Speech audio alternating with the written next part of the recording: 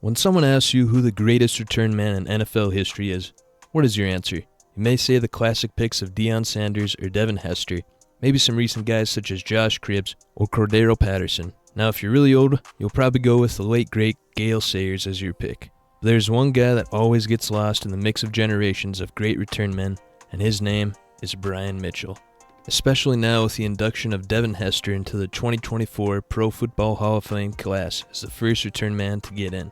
His induction hopefully opens up eyes to Hall of Fame cases for other players in that position.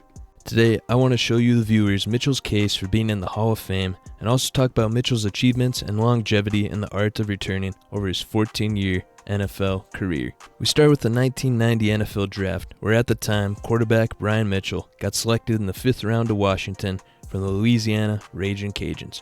His fate, however, was always going to be a different position other than quarterback in the NFL, as in college he had a combined 3,335 rushing yards and 47 rushing touchdowns. And as fate had it, Mitchell's talents were moved to the running back position, where he didn't see much time at all in his career with only a career total of 1,967 and 12 for rushing yards and touchdowns. His production also wasn't too shabby in the receiving game, as Brian got 255 career receptions and 2,336 yards with 4 touchdowns. The spot he did shine though was in the special teams department for the Redskins. His first season as a returner was nothing too crazy, as he only had 30 combined returns for 472 yards with 0 touchdowns. Season 2 though, in 1991, his name started to get noticed as Mitchell increased his total returns to 74 and even got 2 punt return touchdowns. He also got second team All-Pro, and Washington also won the Super Bowl in that 1991 season, so that's a nice bonus to his career. The 3 years that followed from 1992 to 1994, he gave us numbers such as 204 total returns,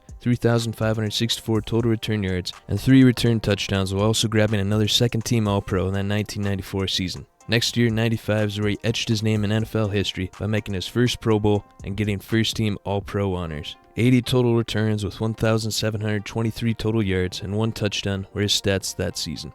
Final 4 years in Washington from 96 to 99 had a stat line of 350 returns, 6,120 yards, along with 3 touchdowns, and having his first kick return touchdown happen in 1997. In his 10-year career at Washington, Brian led the league in all-purpose yards 4 times in the years 1994, 95, 96, and 98, and missed out in 97 because of Barry Sanders' MVP 2,000 rushing yard season, with his 1994 all-purpose yards of 2,477 being ranked 8th all-time in all-purpose yards in a season, even putting up numbers in his peak years of 94 to 98, with an average yards per punt return being 12.2 and average yards per kick return being 23.9. Ending his career, Mitchell joined the Eagles from 2000-2002 and then Giants in 2003. For that 4-year span, they definitely weren't prime Brian Mitchell numbers, but he still put up a respectable 332 returns, 5,951 yards, and 4 total return touchdowns. At the end of his career, his numbers were 1,070 total returns, 19,013 total return yards, and 13 total return touchdowns. Pivoting back to the point that Devin Hester got inducted into the Hall of Fame, in his speech, Hester gave mention to Brian Mitchell and Josh Cribbs. I hope me being here today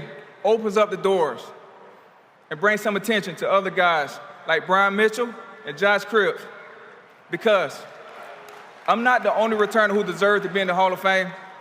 I'm just the first. Now, why would Devin Hester say this? Reason being is that Mitchell holds a ton of records when it comes to being a returner, and this is one man many people think should be in the Hall.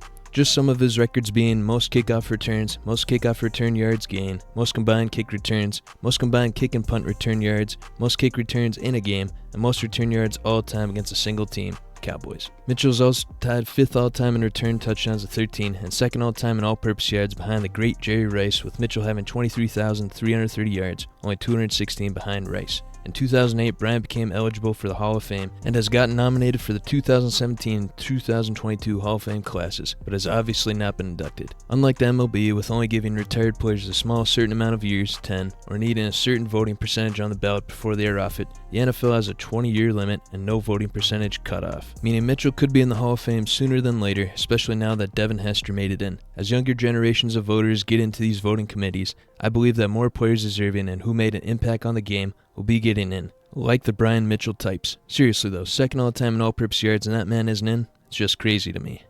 If you wouldn't mind hitting the like button, the subscribe button, and hitting the bell notifications. Thank you.